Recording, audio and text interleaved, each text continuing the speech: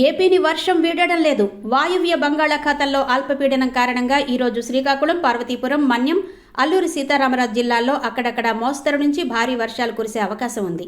విజయనగరం, విశాఖపట్నం, అనకాపల్లి, కాకినాడ, కోనసీమ, తూర్పుగోదావరి, పశ్చిమ గోదావరి, ఏలూరు జిల్లాల్లో కూడా తేలికపాటి నుంచి మోస్తరు వర్షాలు కురిసే అవకాశం ఉందని తెలిపారు. అల్పపీడనం కేంద్రీకృతమై ఉండడంతో రాబోయే 24 గంటల్లో అదే ప్రాంతంలో మరింతగా బలపడే అవకాశం ఉందని విపత్తుల నిర్వహణ సంస్థ తెలిపింది. ఇది పశ్చిమ వాయువ్య దిశగా ఒడిషా మీదుగా కదిలే అవకాశం ఉందని, ఆ ప్రభావంతో తీరం వెంబడి 40 నుంచి 60 కిలోమీటర్ల వేగంతో ఈదురుగాలులు వీచే అవకాశం ఉండడంతో మత్స్యకారులు సముద్రంలో వేటకు వెళ్లరాదని సూచించారు.